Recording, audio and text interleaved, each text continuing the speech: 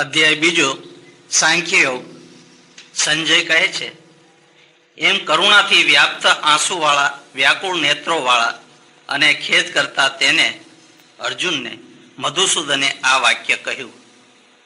ચાલો શ્રી ભગવાન કહે છે, હે અર્જુન, અનારીઓએ સેવેલો સ્વર્ગને નહીં આપનારો અને અપકીર્તિકારક આ મોહ ક વખતે તને ક્યાંથી પ્રાપ્ત થયો? હે પાર્થ, તું કાયર ન થા, તને આ ઘટતું નથી. હે પરંતપ, હૃદયની આ તુચ્છ દુર્બળતા ત્યજી દઈ તું ઉઠ ઊભો થા. હવે અહીં જે શ્રી કૃષ્ણ પરમાત્મા અર્જુનને ઉઠ ઊભો થા એવું જે કહે છે અને ઉપદેશ કરે છે. આ ગીતા શાસ્ત્ર જે છે એ અર્જુનને ઉપદેશ કર્યો જ છે. હવે શ્રી કૃષ્ણે જે ઉપદેશ કર્યો છે એ કોઈ પ્રાણીઓની, કોઈ મનુષ્યોની, કોઈ વ્યક્તિઓની હત્યા કરવા બાબતનો ઉપદેશ નથી, પણ અર્જુનને પોતાના વાસ્તવિક સ્વરૂપનું જ્ઞાન થાય એ બાબતનો ઉપદેશ છે. એટલે કહે છે કે હે અર્જુન, અનારીઓએ સેવેલો સ્વર્ગને નહીં આપનારો અને અપકીર્તિકારક આ મોહ ક વખતે તને ક્યાંથી પ્રાપ્ત થયો? મનુષ્ય શરીર મળ્યાના યોગે મોહ ના હોવો જોઈએ, પણ પોતામાં રહેલા પરમ તત્વનું જ્ઞાન હોવું જોઈએ. તો એ જ્ઞાન પ્રાપ્ત કરવા માટે તું ઉઠ ઊભો થા. ભાગ ત્યાગ લક્ષણા વડે સત્ય શું છે અને અસત્ય શું છે એ તું જાણી લે. એ જાણી લીધા પછી જે અન્ય કહેવાય છે એ લય જ છે, એ લય પામેલા જ છે. કેમ કે જેને તું અન્ય કહેવાય છે, જેને અન્ય કહેવાય છે તે તો હકીકતમાં મિથ્યા છે. હવે અર્જુન કહે છે કે હે મધુસૂદન, હે હરિસૂદન, ભીષ્મ અને દ્રોણાચાર્ય સામે યુદ્ધમાં બાણોથી હું કેમ લડું? કેમ કે તેઓ તો પૂજા યોગ્ય છે.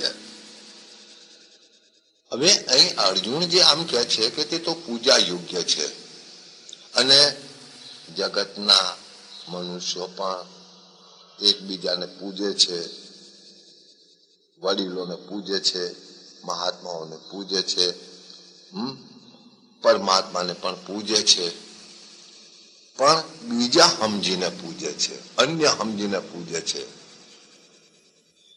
અને જે અન્ય કહેવાય છે એ તો માત્ર કલ્પના જ છે, જુદાપણું છે, ભેદાભેદ છે. જ્ઞાન જેને થયું છે એ જ્ઞાનમાં પૂજ્ય અને પૂજક એવો બે ભાવ રહેતો નથી.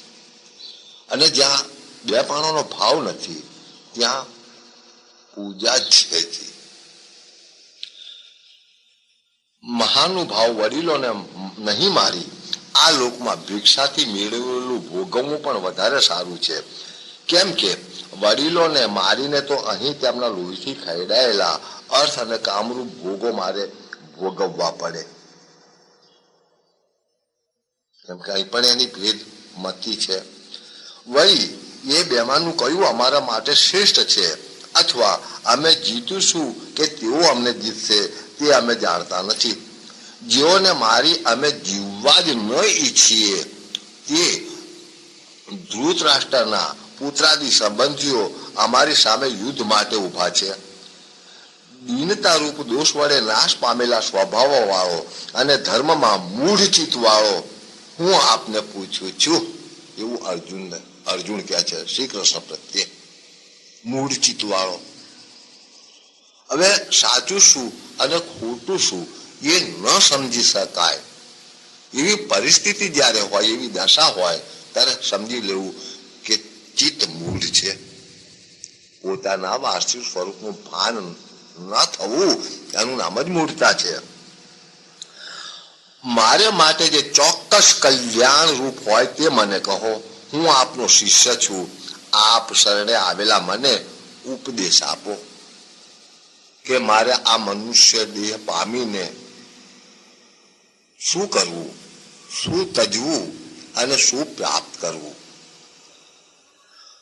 પૃથ્વી પર શત્રુ વિનાનું અને સમૃદ્ધિ વાળું રાજ્ય પામીને અથવા દેવતાઓનું આધિપત્ય મેળવીને પણ ઇન્દ્રિયોને શોષી લેનારા મારા આ શોકને જે સમાવે તે ઉપાય હું જોતો નથી. એટલે અર્જુન આમ સમજે છે કે હકીકત પામવી એ અશક્ય છે એવું માને છે. હવે અહીં સંજય ધૃતરાષ્ટ્ર પ્રત્યે કહે છે, હે ધૃતરાષ્ટ્ર, ઇન્દ્રિયોના સ્વામી શ્રી કૃષ્ણને, હવે ઇન્દ્રિયોના સ્વામી શ્રી કૃષ્ણને એવું આ શ્લોકમાં કહેવામાં આવે છે. હવે અર્જુન જે કહેવાય છે એ અર્જુન શું ઇન્દ્રિયો રહિત હતો? તમામ મનુષ્યોને, તમામ પ્રાણીઓને ઇન્દ્રિયો છે જ. અને એ સર્વ પ્રાણીઓમાં જે પરમ તત્વ રહેલું છે, પરમાત્મા તો વ્યાપ છે, અને વ્યાપ હોવાથી દરેક પ્રાણીઓમાં પરમાત્મા રહેલા છે, અને એ પરમાત્મા જ ઇન્દ્રિયોના સ્વામી છે. એટલે સંજય કહે છે કે હે ધૃતરાષ્ટ્ર, ઇન્દ્રિયોના સ્વામી શ્રી કૃષ્ણને આ પ્રમાણે કહ્યા પછી અર્જુન હું યુદ્ધ નહીં કરું એમ બોલી મૌન થઈ ગયો. હે ભારત, બંને સેનાઓની વચ્ચે ખેદ કરતા તે અર્જુનને શ્રી કૃષ્ણ ઉપહાસ કરતા હોય તેમ આ વચન કહેવા લાગ્યા. અરે શ્રી કૃષ્ણ શું ઉપહાસ કરે? તમામ જ્ઞાની પુરુષોને આ તો હસવા જેવી બાબત છે. કેમ કે મનુષ્ય દેહનો અવસર પામીને આ મારાથી નહીં થાય એ કહેવું, એવું કહેવું એ તો એક નમાલાપણું છે. કેટલાક લોકો એવું કહેતા મેં સાંભળ્યા છે, કેટલાક લોકો એવું પણ કહેતા હોય છે કે આવી ભક્તિ તો આપણાથી ના થાય, એ તો નરસિંહ મહેતા જેવો જ કરી શકે, અથવા રાજા હરિશ્ચંદ્ર જેવા જ કરી શકે.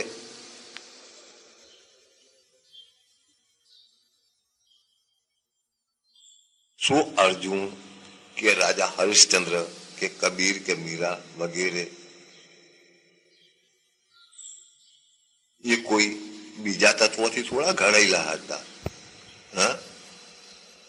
એ પણ આ જ લોકમાં ઉત્પન્ન થયેલા છે અને મનુષ્ય શરીરને પામીને, આ અવસરને પામીને પોતામાં રહેલા પરમ તત્વને પામી ગયા છે. હવે ભગવાન કે છે તું શોક નહીં કરવા યોગ્યનો શોક કરે છે અને પંડિતાઈના બોલ બોલે છે, પણ પંડિતો તો મરેલાનો કે જીવતાનો શોક કરતા નથી, એટલે કે જ્ઞાનીઓ. હું કદી ન હતો એમ નથી. હે અર્જુન, હું કદી ન હતો એમ નથી, તેમજ તું ન હતો કે આ રાજાઓ ન હતા એવું નથી, અને હવે પછી આપણે બધા ન હોઈએ એમ નથી. જેમ દેહધારીમાં અર્જુનને ઈશારાઓ કરે છે. અરે અર્જુન તો એ જ છે કે આ શરીરમાં જે હુંનો કહેનારો પુરુષ રહેલો છે, દરેક શરીરમાં હુંનો કહેનારો જે પુરુષ રહેલો છે, અર્થાત પરમાત્માનો અંશ જે મૂર્તાને પામેલો છે. મૂર્તા એને જ કહેવાય છે જે ગીતાનો પ્રથમ અધ્યાય છે, અર્જુન વિષાદ યોગ. આ વિષાદ એટલે માત્ર અર્જુનનો જ વિષાદ છે એ બાબત નથી. આ શરીરમાં રહેલા તમામ જીવો વિષાદમાં જ છે અને દેહધારી જ છે. એટલે અહીં શ્રી કૃષ્ણ કહે છે કે જેમ દેહધારીને આ દેહમાં બાલ્ય, યૌવન અને વૃદ્ધાવસ્થા પ્રાપ્ત થાય છે, તેમ બીજા દેહની પ્રાપ્તિ થાય છે. ધીરજ વાળો તેમાં મોહ પામતો નથી, એટલે કે જ્ઞાની તેમાં મોહ પામતો નથી. હે કૌંતેય, ઇન્દ્રિયોના વિષયો સાથેના સંબંધો શીત, ઉષ્ણ, સુખ અને દુઃખ દેનારા, આવવા જવાના સ્વભાવ વાળા અને અનિત્ય છે. હે ભારત, તેઓને તું સહન કર, અર્થાત એના તરફ તું લક્ષ ના આપીશ. લક્ષ તું પોતામાં રહેલા પરમ તત્વ તરફ આપ, તું એને શોધી કાઢ. હે પુરુષ શ્રેષ્ઠ, સુખ દુઃખને સમાન માનનારા જે ધીરજવાળા પુરુષોને આ એટલે કે ઇન્દ્રિયોના વિષયો સાથેના સંબંધો વ્યાકુળ કરતા નથી, તે અમરતા મેળવવા સમર્થ થાય છે. અમરતા તો માત્ર પોતાના સ્વરૂપમાં જ રહેલું છે. બાકીનું જો બધું જ નશ્વર છે, મરી જનારું છે, તૂટી જનારું છે. અમર જે કહેવાય છે, અવિનાશી જે કહેવાય છે, શાશ્વત જે કહેવાય છે, એ તો આ શરીરમાં જે પુરુષ રહેલો છે એ જ અવિનાશી છે. અસતનો ભાવ એટલે કે અસ્તિત્વ નથી અને સતનો અભાવ નથી. એટલે જે મિથ્યા છે એ તો ક્યારેય નથી. જે એક અવસ્થામાં દેખાતું હોય અને બીજી અવસ્થામાં ના દેખાતું હોય તે અસત જ છે. જે એક સ્થળે દેખાતું હોય ને બીજા સ્થળે ન દેખાતું હોય તે પણ અસત છે. જે એક સમય દેખાતું હોય ને બીજા સમયે ન દેખાતું હોય તે પણ અસત છે. અને સતનો અભાવ નથી. તત્વદર્શીઓએ આ બંનેનો નિર્ણય જોયો છે એટલે તો એ જ્ઞાની કહેવાતા હોય છે. જે વડે આ સગળું વ્યાપ્ત છે તેને તું અવિનાશી જાણ. જે વડે આ સગળું વ્યાપ્ત છે, આ સગળું કહીને અર્જુનના શરીર સામે જ લાંબો હાથ કર્યો છે. ત્યાં નખથી માંડીને ચોટલીની અણી સુધી જે વ્યાપી રહેલો છે એ તો અવિનાશી જ છે. જે વડે આ સગળું વ્યાપ્ત છે તેને તું અવિનાશી જાણ. એ અવ્યય અવિનાશીનો વિનાશ કરવા કોઈ સમર્થ નથી, કેમ કે એ સ્વયં અવિનાશી છે. નિત્ય અવિનાશી અને અપ્રમેય એટલે કે પ્રમાણના અવિષય શરીરધારી એટલે કે આત્મા, આમાં રહેલા આત્માએ જ આ શરીરને ધારણ કર્યું છે. અને એ આત્મા છે અવિનાશી, પરમાત્માનો અંશ, પણ વ્યક્તિઓને હુંમાં ખતવે છે. હુંમાં ખતવે છે એનું નામ જ અજ્ઞાન છે. હે પાર્થ, જે આને અવિનાશી, નિત્ય, અજન્મા અને અવિકારી જાણે છે તે પુરુષ કોને કેવી રીતે મારે છે તથા કોને મરાવે છે? જે મનુષ્ય જૂના વસ્ત્રો તજી નવા વસ્ત્રો ધારણ કરે છે, તેમ દેહધારી આત્મા જૂના શરીરો તજી બીજા નવા શરીરો પામે છે. પ્રથમ ક્ષણના શરીરને તજીને બીજી આવનારી ક્ષણના શરીરો પામે છે. અને એવી રીતે પામે છે કે જેમ ઈયળ એક પાન ઉપરથી બીજા પાન ઉપર જાય છે અને પ્રથમ પાનને ત્યારે છોડે છે ત્યાં આગલા પાનને પકડે છે. આ આત્માને શસ્ત્રો છેદતા નથી, આને અગ્નિ બાળતો નથી, આને પાણી ભીજવતું નથી અને પવન સૂકવતો નથી. આ આત્મા છેદવો અશક્ય, બાળવો અશક્ય, ભીંજવવો અશક્ય અને સૂકવવો અશક્ય છે. અને આ નિત્ય, બધે વ્યાપ્ત, સ્થિર, અચળ અને સદાનો છે, અર્થાત અવિનાશી છે. તો એ જ પરમેશ્વર છે, એ જ પરમાત્મા છે. જે આને જાણે છે, જે પરમાત્માને જાણે છે સાચી રીતે, સત્ય રીતે, કોઈ ચોપડીમાં વાંચીને નહીં કે કોઈની પાસેથી સાંભળીને નહીં, પણ 18મા અધ્યાયના 55મા શ્લોકમાં કીધું છે એ પ્રમાણે જે આ આત્માને જાણે છે તેને જ પરમ આત્મા કહેવાય, મહાત્મા કહેવાય. આ આત્મા અવ્યક્ત એટલે કે ઇન્દ્રિયોથી જાણવો અશક્ય, અંચિત્ય એટલે કે મનથી ચિંતવવો અશક્ય અને અવિકારી કહેવાય છે. માટે એમ આને જાણીને, કોઈની પાસે સાંભળીને કે કોઈ ચોપડીમાંથી વાંચીને નહીં, પણ એને જાણીને તું શોક કરવાને યોગ્ય નથી. જો આને જાણે તો જેને તું શોક કે છે એ શોકને તું હોધીશ તો તને મળશે નહીં. અથવા તું આત્માને સદા જન્મનારો અને મરનારો માને તો પણ હે મહાબાહો, તું આનો શોક કરવાને યોગ્ય નથી. કેમ કે જેને આત્મા કહેવાય છે એ તો હે અર્જુન તું જ છું. કેમ કે જન્મેલાનું મૃત્યુ નક્કી છે અને મરેલાનો જન્મ નક્કી છે. માટે ટાળવાને અશક્ય આ વિષયમાં તું શોક કરવાને યોગ્ય નથી. હે ભારત, આ સ્થાવર જંગમ સૃષ્ટિ આદિમાં અપ્રગટ, મધ્યમાં પ્રગટ અને અંતે અપ્રગટ જ હોય છે. એમાં શોક શો. ફરીથી આ શ્લોક કહું છું. હે ભારત, આ સ્થાવર જંગમ સૃષ્ટિ, આ સૃષ્ટિ શરીરને જ કહેવાય છે. એ અર્જુન, આ જે તે શરીર ધારણ કરી રાખ્યું છે એ સૃષ્ટિ જ છે. અને એ સૃષ્ટિને એટલે કે શરીરને તું હું માને છે એ જ અવિદ્યા છે. આ શરીર થયું પહેલા તારું અહમ ભાવ હું પણ ન હતું અને પછી પણ નહીં હોય. આ તો વચમાં હું ઊભું થયું છે. અને આ હગા ને વાલા તે ઊભા કર્યા છે. આ બધું તારા વડે જ છે. તું વચમાં ખસી જાય, વચમાંથી ખસી જાય તો કશું જ નથી. એ ભારત, આ સ્થાવર જંગમ સૃષ્ટિ આદિમાં અપ્રગટ, મધ્યમાં પ્રગટ અને અંતે અપ્રગટ જ હોય છે. એમાં શોક શો. એટલે અત્યારે જે આ મધ્યમાં પ્રગટ છે, અત્યારે જે આ મધ્યમાં પ્રગટ છે તેમાં જ લાભ લઈ શકાય એમ છે. એટલે કે પરમાત્માને ઓળખી જાણી શકાય એમ છે. કોઈ આ આત્માને આશ્ચર્ય જેવો જુએ છે? હવે આત્માનું આશ્ચર્ય શું? આશ્ચર્ય તો અર્જુન જ છે કે આ એક આશ્ચર્ય થઈ ગયું છે, આ એક ઘટના ઘટી ગઈ છે. કેમ કે જેને પરમાત્મા કહેવાય છે, જેને અવિનાશી કહેવાય છે, જેને નિરાકાર કહેવાય છે, જેને શાશ્વત કહેવાય છે, અનાદિ કહેવાય છે, એ આત્મા અત્યારે અર્જુનના રૂપે ઉભો થયો છે. એ શરીરમાં હું કહેનારો જે છે એ પરમાત્મા જ છે. અને એ આશ્ચર્ય જે છે એ તો અર્જુન જ છે. એટલે કે છે કોઈ આ આત્માને આશ્ચર્ય જેવો જુએ છે. આત્મા તો અર્જુન કે કોઈ બીજો.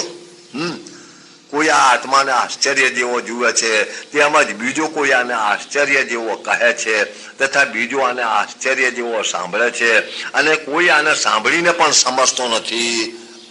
એને તો મૂર્ખ જ કહેવાય, એને અધમ જ કહેવાય. આ ગીતાના 18 અધ્યાય છે.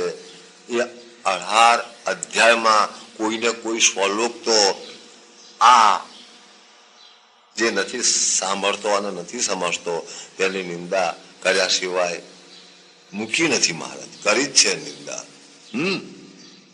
હે ભારત, સર્વના શરીરમાં આ દેહધારી આત્મા સદા હણાઈને એવો છે. એને તું ઓળખ. અને તારા એકલાના શરીરમાં આત્મા છે એવું નથી. સર્વ પ્રાણીઓમાં રહેલો છે. અને આ કર્તવ્ય, આ ફરજ બધાને લાગુ પડે છે. પોતાના સ્વરૂપમાં જે પરમેશ્વર રહેલો છે એને ઓળખવાની. હે ભારત, સર્વના શરીરમાં આ દેહધારી આત્મા સદાય હણાય નહીં એવો છે. તેથી સર્વ પ્રાણીઓનો શોક કરવો તેને યોગ્ય નથી. વળી સ્વધર્મને જોઈને પણ તું કંપાવવાને યોગ્ય નથી. કેમ કે ક્ષત્રિય માટે ધર્મયુક્ત યુદ્ધથી બીજું કલ્યાણ નથી.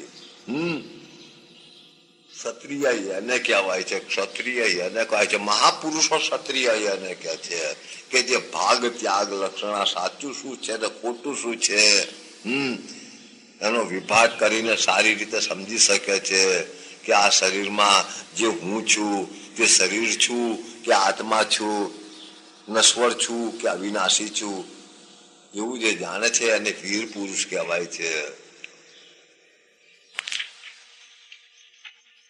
હે પાર્થ, અનાયાસે પ્રાપ્ત થયેલું સ્વર્ગના ખુલ્લા દ્વાર રૂપ આવું યુદ્ધ ભાગ્યશાળી ક્ષત્રિયો મેળવે છે.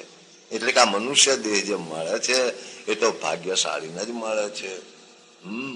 કેમ કે મનુષ્ય દેહ બહુ કિંમતી છે. મનુષ્યના દેહને પશુ પક્ષીઓ તો ઈચ્છે છે, પણ દેવતાઓ પણ ઈચ્છે છે. આ મૃત્યુ લોકમાં જ શ્રેષ્ઠ છે એવું નથી, સર્વલોકમાં શ્રેષ્ઠ છે. આમ છતાં જો તું આ ધર્મયુક્ત યુદ્ધ નહીં કરે, એટલે કે ભાગ ત્યાગ લક્ષણાથી પોતાના સ્વરૂપને નહીં સમજે, આમ છતાં જો તું આ ધર્મયુક્ત યુદ્ધ નહીં કરે તો સ્વધર્મને અને કીર્તિને તજી પાપને પામીશ. પાપ કોને કહેવાય છે? કે પોતામાં રહેલ પરમ તત્વને ન જાણવું જ પાપ છે. અજ્ઞાનનું નામ જ પાપ છે, અભાનનું નામ જ પાપ છે. વળી લોકો લાંબો કાળ રહેનારી તારી અપકીર્તિ કહેશે અને પ્રતિષ્ઠા પામેલાને અપકીર્તિ મરણથી પણ અધિક છે. મહારથીઓ તને ભયને લીધે રણમાંથી વિમુખ થયેલો માનશે અને જેઓમાં તું બહુ માન્ય થયો છે તેઓમાં હલકો પડીશ. કેમ કે તું એક મનુષ્યના શરીરને લઈને જન્મ્યો છું અને જો પોતાના સ્વરૂપને ન જાણ્યું તો જન્મ્યાનો જીવ્યાનો કે મર્યાનો કોઈ અર્થ નથી. અને તારા સામર્થ્યની નિંદા કરતા તારા શત્રુઓ ન બોલવા જેવા ઘણા વચનો બોલશે, તેથી વધારે દુઃખ કર્યું. અને તારા સામર્થ્યની નિંદા, તારા મનુષ્યપણાની નિંદા કરશે. જો તું માર્યો જઈશ તો સ્વર્ગ પામીશ. કેમ કે આ ગતિમાં જો તું તારો અહમ ખોઈશ તો સ્વયંના સ્વરૂપને પામીશ. જો તું મારી દઈશ તો સ્વર્ગ પામીશ, અથવા જીતીશ તો પૃથ્વી ભોગવીશ. એટલે આ શરીરનો સદુપયોગ કરીશ. કેમ કે આ શરીર જે છે એ પૃથ્વી જ છે. પૃથ્વી ઉપર રહેલા બધા જ પદાર્થો પૃથ્વી છે, શરીર પણ પૃથ્વી જ છે. એટલે એનો તું સદુપયોગ કરીશ, મૂર્ખાઓની માફક એનો દુરુપયોગ ન કરીશ, એવું કે છે. તેથી હે કોંતે, યુદ્ધ માટે એટલે ભાગતા ગ્રસણ કરવા માટે નિશ્ચય કરીને તું ઉઠ. કોઈની પાસેથી સાંભળીને નહીં, અનુમાનથી નહીં, કલ્પનાથી નહીં, પણ નિશ્ચય કરીને તું ઉઠ. સુખ દુઃખને, લાભ અલાભને તથા જય પરાજયને સમાન ગણી યુદ્ધ માટે તું જોડાઈ જા. એ રીતે તું પાપને પામીશ નહીં, એટલે અજ્ઞાનને પામીશ નહીં. આ જ્ઞાન તને સાંખ્ય યોગ વિશેનું કહ્યું. અરે સાંખ્ય એટલે જ જ્ઞાન. આ જ્ઞાન તને સાંખ્ય યોગ વિશેનું કહ્યું. હવે કર્મ યોગ વિશેનું આ જ્ઞાન સાંભળ. જે જ્ઞાનથી યુક્ત થઈ હે પાર્થ, તું કર્મ બંધનને તજીશ, એટલે કે મુક્ત થઈશ.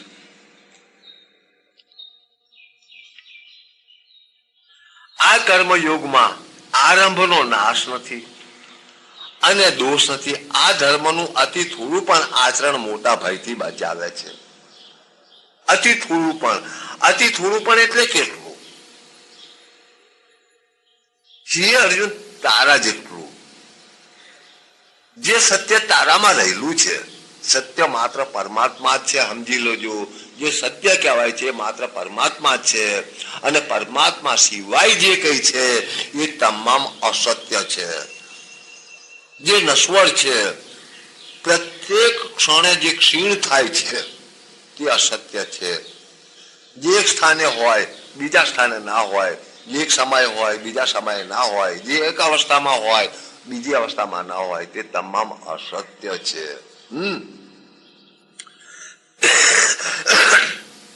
અને જે સત્ય છે એ તો સર્વ સમયે છે, સર્વ સ્થળે છે, સર્વ અવસ્થાઓ છે અને સર્વ વ્યાપક છે. અને જે સર્વ વ્યાપક સત્ય જે છે એ તારા પોતામાં પણ રહેલું છે. એટલે અહીં કે છે કે આ કર્મયોગમાં આરંભનો નાશ નથી અને દોષ નથી. આ ધર્મનું અતિ થોડું એટલે કેટલું? કે હે અર્જુન, તારા જેટલું. પરમ તત્વ વ્યાપક છે, સભર ભર્યું છે, પણ જે તારામાં રહેલું છે એને જો તું અનુભવી જોઈશ, જાણી જોઈશ, તો બધાની ખબર પડશે. પરમાત્મા બધામાં છે, બધામાં રહેલો છે.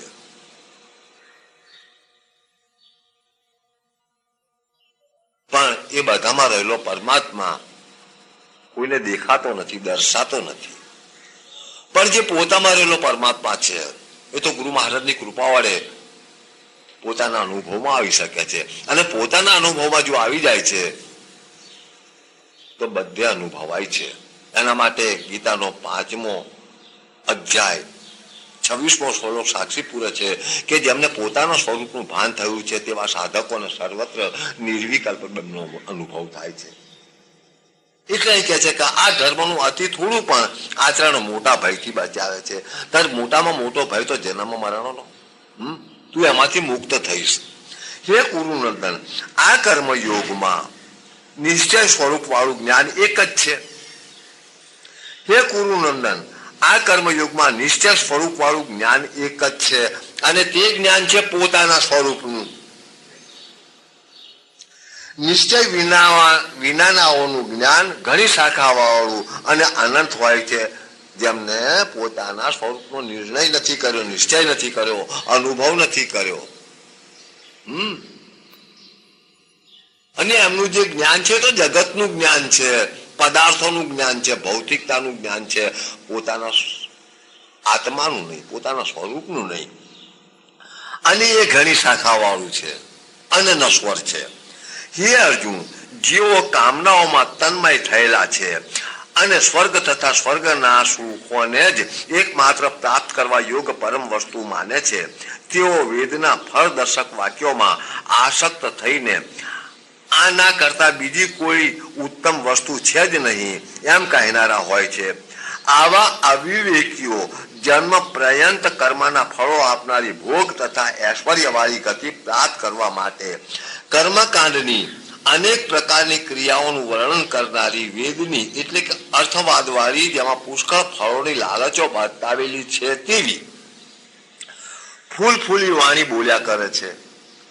વેદની એ રોચક વાણીથી હરાઈ ગયેલા ચિત્તવાળા એ લોકો ભોગ અને ઐશ્વર્યોમાં આસક્ત બની ગયા હોય છે.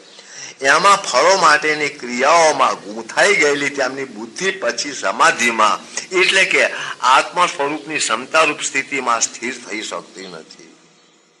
એવા પુરુષો અધમ છે જે ભૌતિકતામાં જ રચ્યા પચ્યા રહેલા છે. હે અર્જુન, વેદો ત્રિગુણાત્મક વિષય વાળા છે. તું ત્રણેય ગુણોથી રહિત એટલે કે સુખ દુઃખાદી દ્વંદ્વો વિનાનો નિત્ય ધૈર્યનિષ્ઠ યોગક્ષેમની ચિંતા રહિત તથા આત્મનિષ્ઠ થા.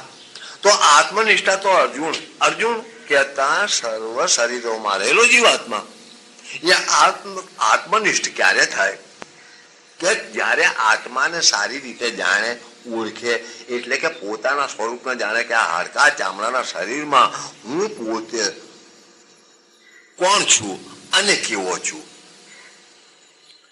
તે પ્રમાણે આત્મ સ્વરૂપને જાણનારા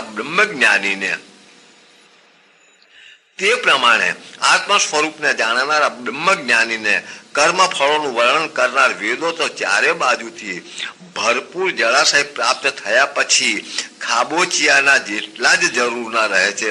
અર્થાત પછી તેને કર્મ ફળ બતાવનાર વેદ વિધિઓની કઈ જરૂર રહેતી નથી.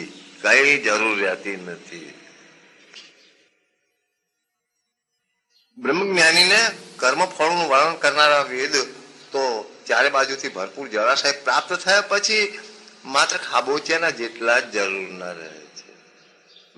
એટલે મહાપુરુષો કહે છે કે સદગુરુ દેવા મેઘ અષાઢી જળ ઝાકળ મારે શું ખપનું, પામ્યો હીરા ખાણ લખેલું ધન કાગળ મારે શું ખપનું, મન મીન માલ્ય અમૃત નિધ્ય જળ ઝાકળ મારે શું ખપનું, શરણ ગુરુને રહું સદા ભટકણ થળ થળ મારે શું ખપનું, એકલ મલ હું સૂર ભલો છું ચિત્ર્યું દળ મારે શું ખપનું, નિજને હારી જીતે બીજું એવું બળ મારે શું ખપનું. છે તે રાખવું તો છે તો એને જ કહેવાય પોતાનું સ્વરૂપ. અને શરીર તો નથી જેવું. કેમ કે ક્ષણે ક્ષણે ક્ષીણ થાય છે. એટલે કહે છે કે છે તે રાખવું, ના હોય ત્યાંનું રોગ કકળ મારે શું ખપનું, ભર્યો સભર જે છે પરભાતે, ભર્યો સભર જે પરમાત્મા સભર ભર્યો છે એ પરમાત્મા પોતામાં પણ રહેલો છે. ભર્યો સભર જે છે પરભાતે તો અટકળ મારે શું ખપનું, તો મારે અનુમાન કરવાની શી જરૂર, કલ્પના કરવાની શી જરૂર. જેને પોતામાં પરમાત્માનું ભાન થયું છે તેને કલ્પના કરવાની કે બીજે કઈક દોડવાની શું જરૂર છે. એટલે કે છે કે વેદ વિધિઓની જ્ઞાનીને કોઈ જરૂર નથી. એ પરમાત્મા પોતામાં પણ રહેલો છે. ભર્યો સભર જે છે પરમાત્મે, તો અટકળ મારે શું ખપવું? તો મારે અનુમાન કરવાની શી જરૂર? કલ્પના કરવાની શી જરૂર? જેને પોતામાં પરમાત્માનું ભાન થયું છે, તેને કલ્પના કરવાની કે બીજે કઈક દોડવાની શું જરૂર છે? એટલે કે છે કે વેદ વિધિઓની જ્ઞાનીને કોઈ જરૂર, અર્થાત પછી તેને કર્મફળ બતાવનાર વેદ વિધિઓની કઈ જરૂર રહેતી નથી. એટલે આ શ્લોકનો કહેવાનો આશય એ છે કે જેને પોતામાં રહેલા પરમાત્માના દર્શન જેને થાય છે, તેને પછી પરમાત્માના દર્શન કરવા બીજે જવાની કોઈ જરૂર રહેતી નથી. એટલે મહાપુરુષો કહે છે કે એને જ મનુષ્યના અવસરને મહારાજ ધન્ય બનાવી દીધો છે, જેને પોતામાં રહેલા પરમ તત્વના દર્શન કર્યા છે એને જ. એટલે મહાપુરુષો કહે છે કે અવસરનો લાભો લીધો રે, ધન ધન જીવ્યું તેનું. અવસરનો લાભો લીધો રે, ધન ધન જીવ્યું તેનું. હરખીને હરિરસ પીધો રે, ધન ધન જીવ્યું તેનું. હરખીને હરિરસ પીધો રે, ધન ધન જીવન તેનું.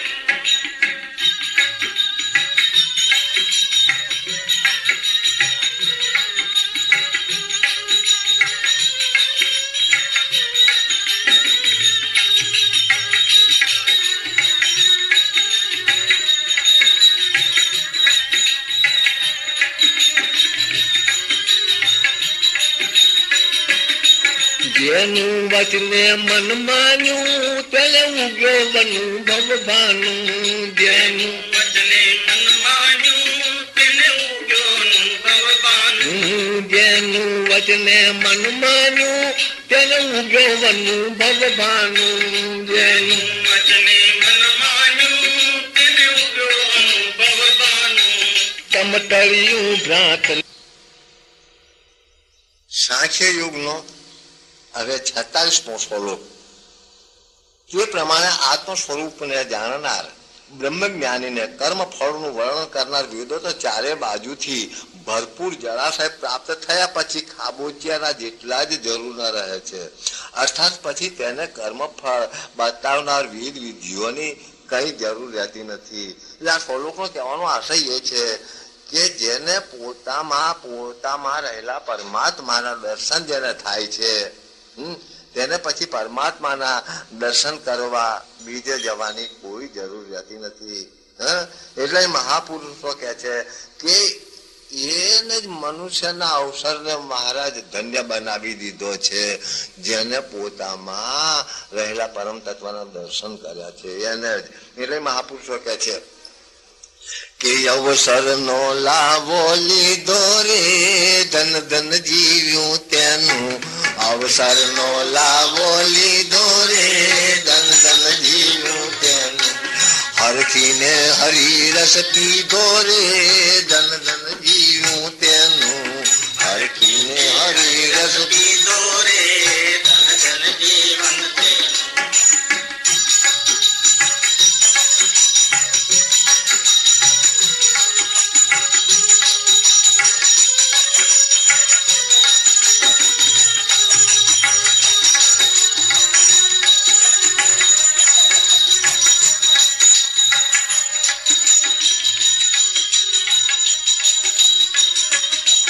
જેનું વચને મન માન્યું તેને ઉગ્યો બનું ભગવાનું. જેનું વચને મન માન્યું તેને ઉગ્યો ભગવાનું. જેનું વચને મન માન્યું તેને ઉગ્યો બનું ભગવાનું. જેનું વચને મન માન્યું તેને ઉગ્યો બનું ભગવાનું. તમતળિયું ભ્રાત નિશાનું રે, ધન ધન જીવ્યું તેનું.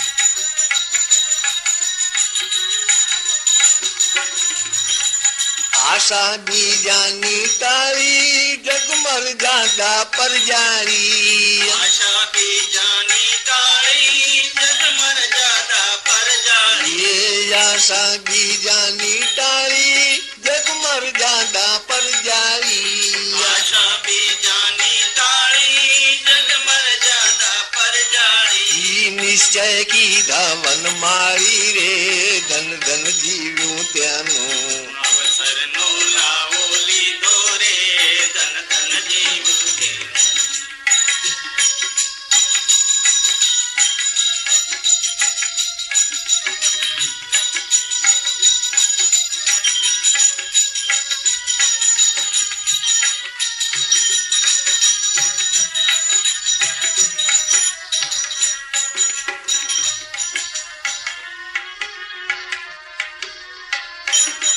બ્રહ્મ ત્યાગી સુરતા જાગી જાગી સ્વામી સંગ લાગી ત્યાગી સુરતા જાગી જાગી સ્વામી સંગ લાગી બ્રહ્મ ત્યાગી ને સુરતા જાગી જાગી સ્વામી સંગ લાગી બ્રહ્મ ત્યાગી સુરતા જાગી જાગી સ્વામી સંગ લાગી એ રહી નિરંતર વનુ લાગી રે ધન ધન જીવ્યું તેનું અવસરનો લાવો લીધો રે ધન ધન જીવ્યું તે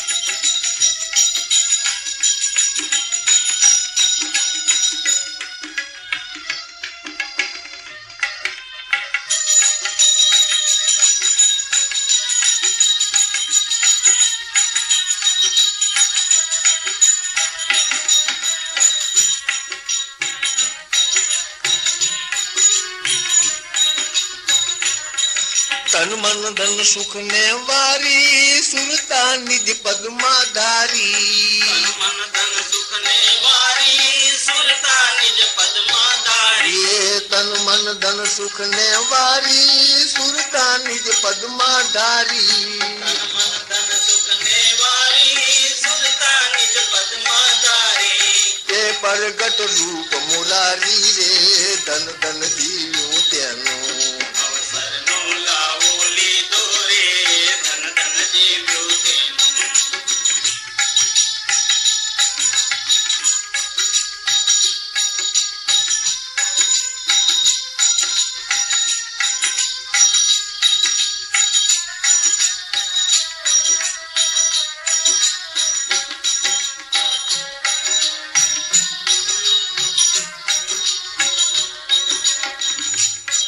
कृपा कीधी गुरु संते मरो तंत सहजे तंते કીધી કૃપા ગુરુ સંતે મળો તંત સેજે તંતે ये कीधी कृपा गुरु संते मरो तंत सहजे तंते કીધી કૃપા ગુરુ સંતે મળો તંત સેજે તંતે झाल्यो छे कर बळवंते रे धन धन जीव्યું તેનું અવસરનો લાવો લીધો રે ધન ધન જીવ્યું તે એ હરખીને હરી રસ પીધો રે ધન ધન જીવ્યું તેનું હરખીને હરિરસ પીધો રે ધન ધન જીવ્યું તે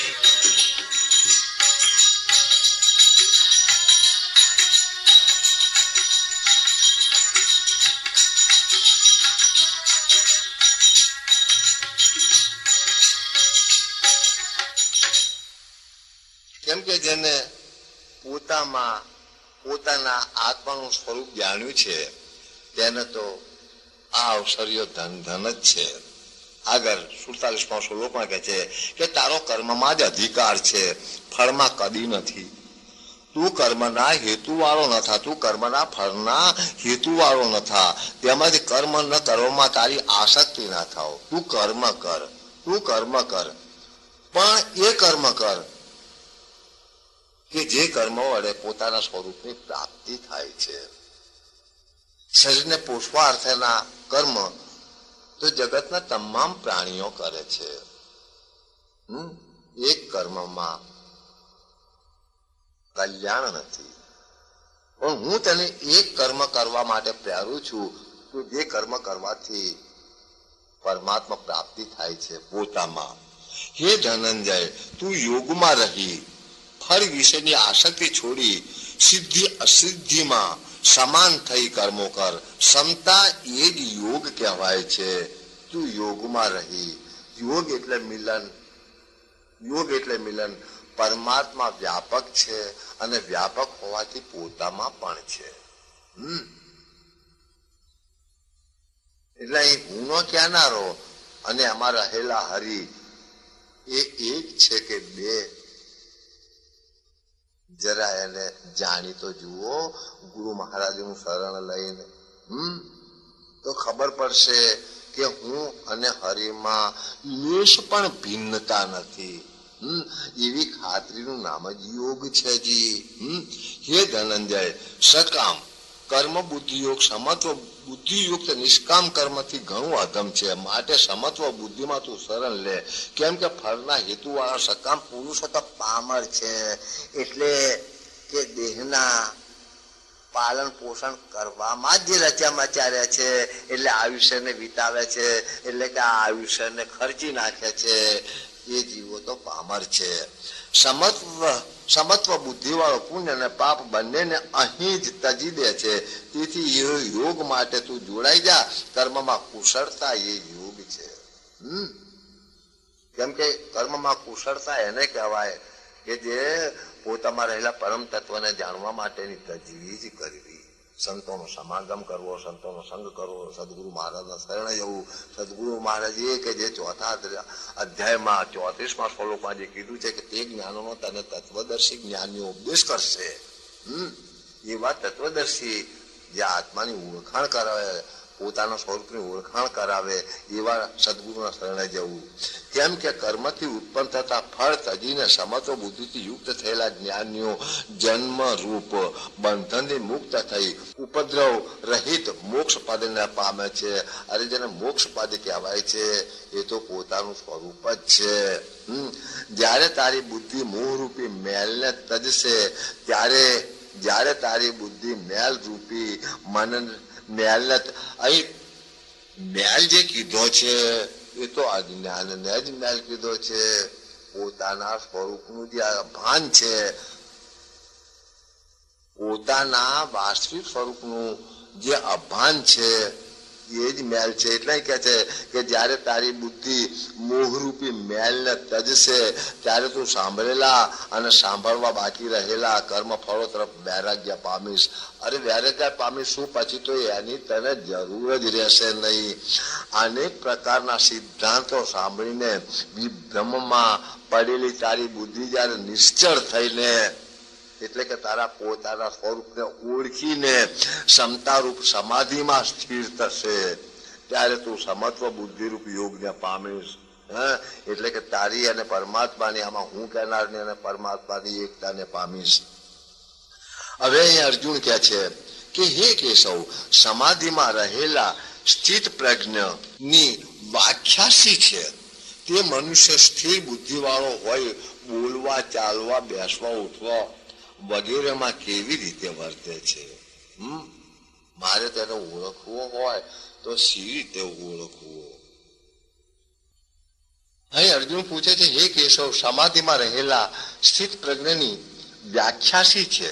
તે મનુષ્ય સ્થિર બુદ્ધિ વાળો હોય, બોલવા, ચાલવા, બેસવા, ઉઠવા વગેરેમાં કેવી રીતે વર્તે છે? જો કે શ્રી કૃષ્ણ તો આદર કહે છે, પણ મહાપુરુષો પણ આવા પુરુષની ઓળખાણ આપે છે. આવો પુરુષ કેવો હોય છે તે કહે છે કે સંત તણા લક્ષણ હોય એવું, સંત તણું લક્ષણ હોય એવું, અંતર હે મને ચંદન જેવું, આપ તરે અને તારે રે તેવું, ભવ દુઃખ ટાળીને સુખ આપે એવું, ભવ દુઃખ ટાળીને સુખ આપે એવું.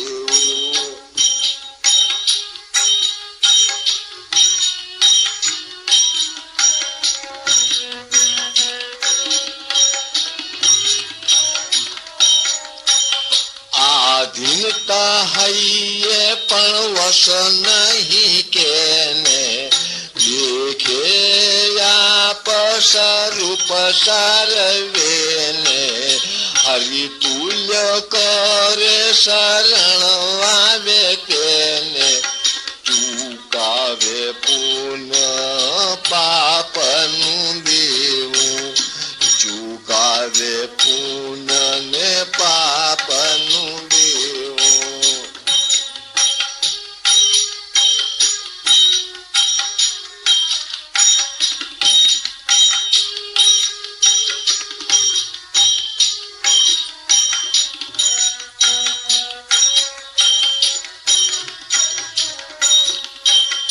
આઠે જામ રહે હરિદાવે પર ઉપકારી સહજ સ્વભાવે ધૂમ મણી ધેનું તોલે નવાવે ધૂમ મણી ધેનું તેની તોલે નવાવે વેદ વદિત વધે જેવું છે તેવું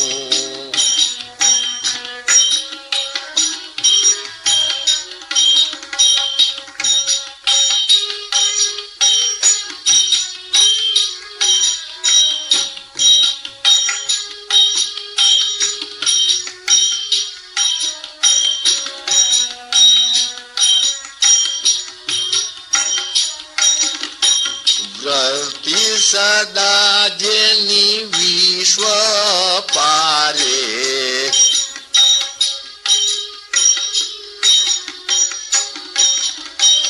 તેની ચરણ રજ ઈશ શીશ ધારે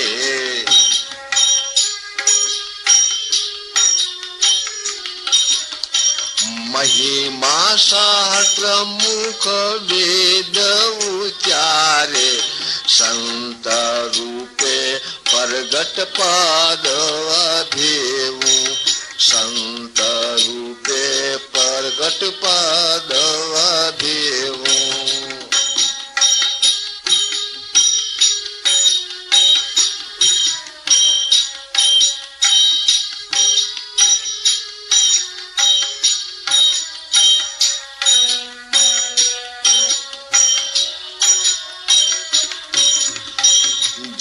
પદ અક્ષર અક્ષર પર ગાજે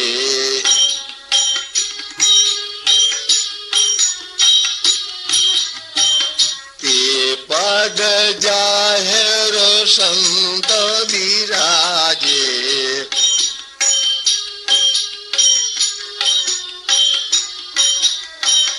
કેશવ રૂપ ધર્યું હિત કાજે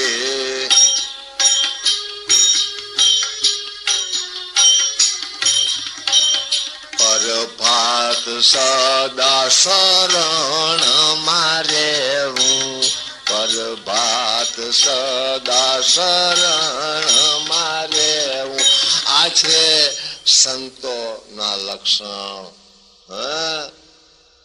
કેમ કે સંતો સદા સ્વરૂપમાં જ રહેતા હોય છે આગળ કહે છે કે હે ધનંજય તું યોગમાં રહી ફળ વિષયની આસક્તિ છોડી યોગમાં રહી એટલે કે પોતાના સ્વરૂપમાં રહી ફળ વિષયની આસક્તિ છોડી સિદ્ધિ અસિદ્ધિમાં સમાન થઈ કર્મો કર ક્ષમતા એ જ યોગ કહેવાય છે ક્ષમતા કે હરિ મારાથી જુદા નથી અને આ શરીરમાં રહેલો હુંનો કહેનારો હરિથી જુદો નથી એવા જ્ઞાનનું નામ યોગ કહેવાય છે હે ધનંજય સકામ કર્મ બુદ્ધિયુક્ત સમત્વ બુદ્ધિયુક્ત નિષ્કામ કર્મથી ઘણું અધમ છે માટે સમત્વ બુદ્ધિમાં તું શરણ લે કેમ કે ફળના હેતુવાળા સકામ પુરુષો તો પામર છે સમત્વ બુદ્ધિવાળો પુણ્ય પાપ બંનેને અહીં તજી દે છે એ યોગ માટે તું જોડાઈ જા કર્મમાં કુશળતા એ યોગ છે કેમ કે કર્મથી ઉત્પન્ન થતા ફળ તજીને સમત્વ બુદ્ધિથી યુક્ત થયેલા જ્ઞાનીઓ જન્મરૂપ બંધનથી મુક્ત થઈ ઉપદ્રવ રહિતથી મોક્ષ પદને પામે છે, મુક્તિ પદને પામે છે, એટલે કે પોતાના સ્વરૂપને પામે છે.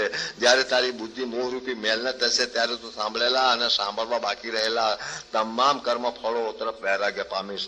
અનેક પ્રકારના સિદ્ધાંતો સાંભળીને વિભ્રમમાં પડેલી તારી બુદ્ધિ જ્યારે નિશ્ચળ થઈને ક્ષમતારૂપ સમાધિમાં સ્થિર થશે ત્યારે તું સમત્વ બુદ્ધિરૂપ યોગને પામીશ, એટલે કે પોતાના સ્વરૂપને પામીશ. હવે અહીં અર્જુન કહે છે કે એ કેશવ સમાધિમાં રહેલા સ્થિત પ્રજ્ઞની વ્યાખ્યા શી છે? તે મનુષ્ય સ્થિર બુદ્ધિ વાળો થઈ હોય બોલવા ચાલવા બેસવા ઉઠવા વગેરેમાં કેવી રીતે વર્તે છે અને એ કેવી રીતે વર્તે છે એ જ આ ભજનમાં દર્શાવ્યું છે. આ કેવી રીતે વર્તે છે એ જ આ ભજનમાં દર્શાવ્યું છે. હવે અહીં ભગવાન કહે છે કે હે પાર્થ, જ્યારે મનુષ્ય મનમાં રહેલી સર્વ કામનાઓ તજી દે છે, હે પાર્થ, મનુષ્ય મનમાં રહેલી સર્વ કામનાઓ તજી દે છે અને આત્મા વડે આત્મામાં સંતોષ પામે છે ત્યારે તે સ્થિત પ્રજ્ઞા કહેવાય છે. હવે આ જ શ્લોક 8મા અધ્યાયના 24મા શ્લોકમાં પણ કીધું છે. આ જ બાબત 8મા અધ્યાયના 24મા શ્લોકમાં પણ ઈશારો કર્યો છે કે મનુષ્યના મનમાં જ્યારે સ્થૂળ પદાર્થોની કામના હોતી નથી ત્યારે તે મનુષ્ય બ્રહ્મ ભાવને પામે છે. એટલે ફરીથી કહે છે કે એ પાર્થ, જ્યારે મનુષ્ય મનમાં રહેલી સર્વ કામનાઓ તજી દે છે, એ કામનાઓ તો ત્યારે તજાય કે જેના માટે કામનાઓ કરાવે છે એના સહિત જો તજી દે છે તો શેષ પછી કોઈ કામના રહેતી નથી. અને આત્મા વડે આત્મામાં સંતોષ પામે છે, કેમ કે સામે ઉપદેશ કરનાર પણ આત્મા જ હોવો જોઈએ, તો જ અહીં આત્માનું જ્ઞાન થાય એમ છે. અને આત્મા વડે આત્મામાં સંતોષ પામે છે ત્યારે તે સ્થિત પ્રજ્ઞ કહેવાય છે. દુઃખોમાં ઉદ્વેગ રહિત મનવાળો, સુખોમાં નિષ્પૃહ થયેલો અને જેના રાગ ભય તથા ક્રોધ ગયા હોય તે સ્થિત પ્રજ્ઞા મુનિ કહેવાય છે. એને મુનિ કહેવાય છે. આયા નહીં બોલનારો કોદાળો મુનિ નથી હોતો. કેટલાક લોકો મૌન રાખે છે, મૌન રાખનાર મુનિ કહેવાય છે. જે મૌન દશા જેની છે એને મુનિ કહેવાય છે. નહીં બોલવાનું નામ મૌન નથી. કદાચ હોઠ જીભ બંધ રાખશો તો મનમાં જે વિચારો ઉત્પન્ન થાય છે વિચારોમાં પણ વાણીનો જ વ્યવહાર છે, એને મૌન કહેવાતું નથી. પણ જેની વૃત્તિ સ્વરૂપમાં સ્થિર થઈ છે ત્યાં વાણીનો વિલાસ નથી. મહાપુરુષો પણ કહે છે, નરસિંહ મહેતા કહે છે કે વાણી રહિત વિચારો, પરમાત્માને જો વિચારો તો એમાં વચમાં વાણી ના આવવી જોઈએ. વાણી રહિત વિચારો ત્યારે તે મુનિ કહેવાય છે. જે સર્વત્ર આસક્તિ રહિત હોય અને સારું કે ખોટું જે કંઈ પ્રાપ્ત થાય એથી હર્ષ કે ખેદ કરતો નથી, તેની બુદ્ધિ સ્થિર છે. જેમ કાચબો સર્વ અંગો સમેટી લે છે તેમ આ મનુષ્ય જ્યારે સર્વ ઇન્દ્રિયોના વિષયોથી ખેંચી લે છે ત્યારે તેની બુદ્ધિ સ્થિર થાય છે. એટલે કે ઇન્દ્રિયો અને અંતસ્કરણો પોતાના સ્વરૂપમાં સ્થિર કરે છે. નિરાહારી પ્રાણીના વિષયો તો નિવૃત્ત થાય છે પણ એ વિષયો તરફનો તેનો રસ એટલે કે વાસના દૂર થતો નથી. એ રસ તો સર્વ રસોના પરમ રસ એવા પરમાત્માના દર્શનથી નિવૃત્ત થાય છે. નિરાહારી પ્રાણી પણ સ્વલોકમાં નિરાહારસ્ય દેહીન કીધું છે. સ્વલોકમાં નિરાહારસ્ય દેહીન કીધું છે કે આહાર ન લેનાર દેહી કોને કે એક ઠીકરું, એક કાકરો, એક સૂકા લાકડાનો ટુકડો અથવા એક પથ્થરો, એને નિરાહારી દેહીન કહેવાય છે. કેમ કે એને શ્વાસોશ્વાસની જરૂર નથી. અરે જોવું પણ આહાર છે, સાંભળવું પણ આહાર છે, ચાકવું સૂંઘવું ઇન્દ્રિયોનો વ્યવહાર જે છે એ આહાર જ છે. અને અહીં નિરાહારીની વાત કરી છે તો પથ્થરો અથવા લાકડાનો ટુકડો કે કાકરો કે ઠીકરું સૂકું લાકડું એને શ્વાસોશ્વાસની જરૂર નથી. અને એની ઇન્દ્રિયો પ્રત્યક્ષ ન હોવાથી એને વિષયો નથી. એના કે છે એના વિષયો તો નિવૃત્ત થાય છે પણ વિષયો તરફનો જે લગાવ છે એ નિવૃત્ત થતો નથી. એ વિષયો તરફનો લગાવ તો ત્યારે જ નિવૃત્ત થાય છે કે જ્યારે પોતામાં રહેલા પરમાત્માના દર્શન થાય છે, એટલે કે સાક્ષાત્કાર થાય છે. આ વાતોનો વિષય નથી. જો વાતોનો વિષય હોત, આ બાબત જો વાતોનો વિષય હોત તો અનંત યુગોથી જ્યાં ગુરુ શિષ્યની પરંપરા ચાલી આવે છે તે ના ચાલી આવત. કેમ કે દરેક મહાપુરુષોએ ગુરુ મહારાજનો મહિમા ગાયો છે. રામાનંદને એમના ગુરુના શરણે જવું પડ્યું. કબીરને પણ એમના ગુરુના શરણે જવું પડ્યું, રામાનંદ શરણે. અરે જેને રામાપીર કહેવાય છે એને પણ બાલીનાથ મહારાજના શરણે જવું પડ્યું છે. કૃષ્ણને પણ બાલીનાથમાં એમના મહારાજના શરણે જવું પડે છે. રામને પણ ગુરુ મહારાજના શરણે જવું પડ્યું છે. અવતારી પુરુષને પણ ગુરુના શરણની જરૂર, અને એ ગુરુ આત્મદર્શી હોવા જોઈએ તો જ આત્માનો ઉપદેશ કરશે. આ વાતોનો વિષય નથી. એ કોંતે ઇન્દ્રિયો એવી મંથન કરનારી છે કે નિગ્રહનો પ્રયત્ન કરતા વિદ્વાન પુરુષના મનને પણ તેઓ બાળકકારે વિષયો તરફ ખેંચે છે. હા, પણ જો તારી વૃત્તિ સ્વરૂપમાં કેન્દ્રિત થઈ જાય, અર્થાત તને સ્વરૂપનું ભાન થઈ જાય, તો તારી ઇન્દ્રિયો આપમેળે તારા તરફ જ વળી જશે, વિષયો તરફ ગતિ કરતી મટી જશે. તે સર્વ ઇન્દ્રિયોનો વશ કરી યોગીએ મારામાં તન્મય રહેવું. તે સર્વ ઇન્દ્રિયોનો વશ કરી યોગીએ મારામાં તન્મય રહેવું. આવું પરમાત્મા કહે છે. આવું પરમાત્મામાં જો તન્મય રહેવું છે તો પરમાત્મા બધામાં એક સરખા છે. કોનામાં રહેલા પરમાત્મા તન્મય રહેશો. પોતામાં પણ એટલા જ પ્રમાણમાં છે જેટલા પ્રમાણમાં સર્વમાં છે. તો પોતામાં રહેલા પરમાત્મામાં તન્મય રહેવું છે. એટલે કહે છે કે સર્વ ઇન્દ્રિયોને વશ કરી યોગીએ મારામાં તન્મય રહેવું. કેમ કે જેની ઇન્દ્રિયો વશ હોય છે તેની બુદ્ધિ સ્થિર થાય છે. બુદ્ધિ સ્થિર થાય છે એટલે પોતાના સ્વરૂપમાં લાગે છે. વિષયોનું ચિંતન કરતા પુરુષને તેઓમાં આસક્ત થાય છે. વિષયોનું ચિંતન કરતા પુરુષને તેઓમાં આસક્તિ થાય છે. આસક્તિથી કામના થાય છે અને કામનાથી ક્રોધ જન્મે છે. ક્રોધથી મૂઢતા થાય છે. મૂઢતાથી સ્મૃતિનો નાશ થાય છે. સ્મૃતિનો નાશ એટલે પોતાના સ્વરૂપનું વિસ્મરણ. પોતાના સ્વરૂપનું વિસ્મરણ. ક્રોધથી મૂઢતા થાય છે. મૂઢતાથી સ્મૃતિનો વિનાશ થાય છે. સ્મૃતિના વિનાશથી બુદ્ધિનો નાશ થાય છે અને બુદ્ધિના નાશથી મનુષ્ય સંપૂર્ણ નાશ પામે છે. એટલે કે આખું આયુષ્ય આ અવસરને હારી જાય છે, કહેવાનો આશય એ છે. વશ અંતસ્કરણ વાળો મનુષ્ય રાગ દ્વેષ રહિત અને સ્વાધીન થયેલી ઇન્દ્રિયો વડે પ્રવૃત્તિ કરતો છતાં અંતઃકરણની પ્રસન્નતાને પામે છે. કેમ કે આ રાગ દ્વેષાદી જોડખાની વાત તો 7મા અધ્યાયમાં પણ કરી છે કે જોડખાથી મુક્ત થયેલો પુરુષ પોતાના સ્વયં સ્વરૂપને પામે છે. એ પ્રસન્નતા થતા આ મનુષ્યના સર્વ દુઃખનો નાશ થાય છે. તો દુઃખમાં દુઃખ તો મોટામાં મોટું જન્મ મરણનું છે. એ દુઃખ લય પામે છે. એ પ્રસન્નતા થતા એટલે કે પોતાના સ્વરૂપનો અનુભવ થતા આ મનુષ્યના સર્વ દુઃખનો નાશ થાય છે. કેમ કે પ્રસન્ન ચિત્ત વાળાની બુદ્ધિ જલ્દી સ્થિર થાય છે. જલ્દી એટલે કેટલી જલ્દી? કઈ ગુરુ મહારાજે ઈશારો કર્યો નથી અને શિષ્ય એ શાનકાને સમજ્યો નથી કે તરત સમજતાની સાથે જ એટલે તો મહાપુરુષો કહે છે કે જેસલ જગનો ચોર તો એને પલમાં કીધો પીર. એને કઈ વર્ષ 2 વર્ષ નથી લગાડ્યા મહારાજ. અયુક્ત અસંયમીની બુદ્ધિ સ્થિર હોતી નથી અને અયુક્તને ભાવના એટલે કે શ્રદ્ધા ભક્તિ હોતી નથી. આમ તો લોકો કેટલાય મારે ભક્તિ કરતા દેખાય છે, પણ પરમાત્મા પ્રત્યે જે લાગણી હોવી જોઈએ અને લાગણીને માપી તો જુઓ, હોતી નથી. ભાવના રહિતને શાંતિ નથી અને અશાંતને સુખ ક્યાંથી હોય? કારણ કે ભટકતી ઇન્દ્રિયોમાંની જે ઇન્દ્રિયને મન અનુસરે છે તે ઇન્દ્રિય આ પુરુષની બુદ્ધિને જેમ વાયુ જળમાં નાવને ખેંચી જાય છે તેમ ખેંચી જાય છે. માટે હે મહાબાહો, જેની ઇન્દ્રિયો સર્વ વિષયોમાંથી નીકળીને સર્વ રીતે વશ થયેલી છે તેની બુદ્ધિ સ્થિર થાય છે. તેની બુદ્ધિ સ્થિર થાય છે. જે જ્ઞાન દશા સર્વ પ્રાણીઓની રાત્રિ છે, જે જ્ઞાન દશા શબ્દ કૌંસમાં છે, જે જ્ઞાન દશા સર્વ પ્રાણીઓની રાત્રિ છે તેમાં સંયમી જાગે છે. કેમ કે તે જ્ઞાની છે. તેમાં સંયમી જાગે છે અને જે ભોગેચ્છામાં પ્રાણીઓ જાગે છે તે પરમાત્માને જોતા મુનિની રાત્રિ છે.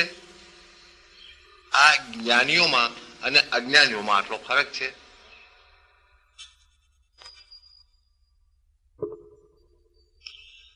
નદીઓના પ્રવેશથી ચોતરફ ભરાતો છતાં સમુદ્ર જેમ અચળ રહે છે, તેમ સર્વ વિષયો જેમાં વિકાર કર્યા વિના પ્રવેશે છે, તે મનુષ્ય શાંતિ પામે છે.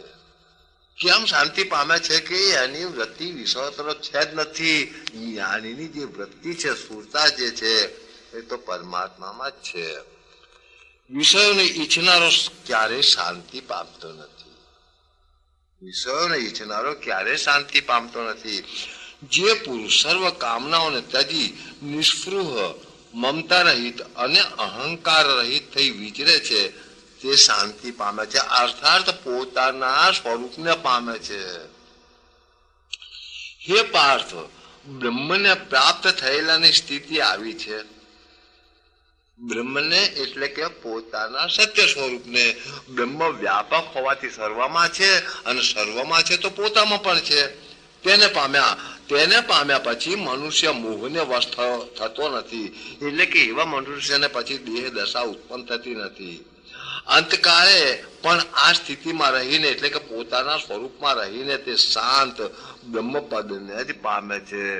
અરે બ્રહ્મપદને પામે છે શું? એ બ્રહ્મપદમાં પ્રવેશીને બ્રહ્મ સ્વરૂપ જ થઈ જાય છે. સાંખ્ય યોગ નામનો આ અધ્યાય બીજો અહીં સંપૂર્ણ થાય છે. બોલો શ્રી કૃષ્ણચંદ્ર ભગવાન કી જય. બોલો શ્રી સદગુરુ મહારાજ કી જય.